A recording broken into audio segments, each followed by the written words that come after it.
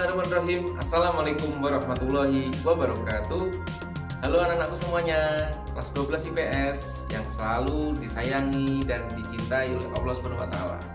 Hari ini ketemu lagi dalam pembelajaran geografi bersama saya Pak Gading. Kita akan mempelajari materi mengenai perencanaan wilayah.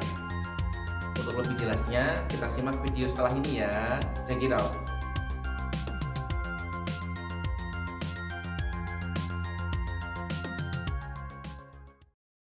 Tujuan pembelajaran adalah menyusun konsep wilayah dan perwilayahan dalam perencanaan pembangunan nasional.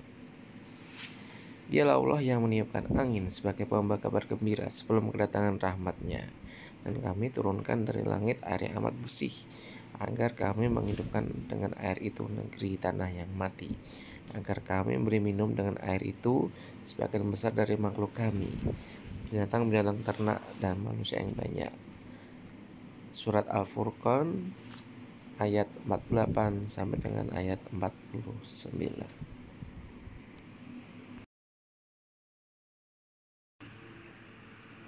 Pengertian wilayah atau region. Menurut Taylor, wilayah adalah bagian dari permukaan bumi yang berbeda dan ditunjukkan oleh sifat-sifat yang berbeda dari lainnya.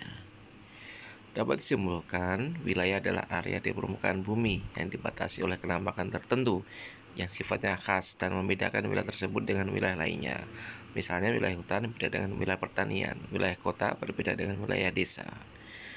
Berbagai wilayah ada dua, wilayah formal atau uniform region atau wilayah fungsional nodal region. Yuk kita simak ya.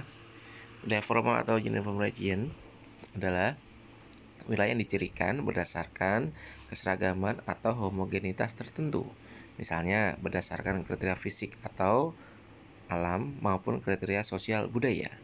Contoh nih, berdasarkan kriteria fisik pegunungan Kars yang ada di Jawa bagian selatan, atau kriteria formal wilayah suku Baduy yang ada di Banten.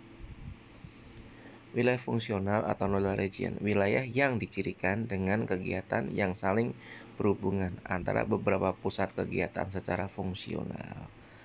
Misalnya wilayah Jabodetabek, Jakarta, Bogor, Depok, Tangerang, Bekasi.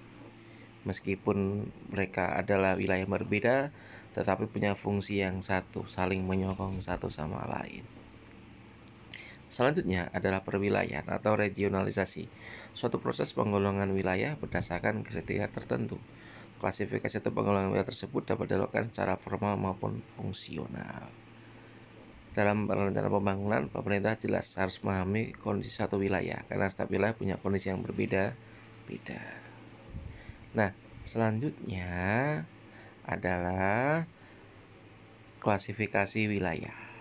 Yang pertama adalah natural region atau wilayah alami atau fisik, berdasarkan kenampakan alami seperti pertanian dan kehutanan. Kemudian single feature region, wilayah kenampakan tunggal berdasarkan satu kenampakan seperti kenampakan iklim hewan atau iklim saja. Kemudian generic region, wilayah berdasarkan jenisnya, didasarkan pada kenampakan jenis atau tema tertentu, misalnya wilayah hujan tropis.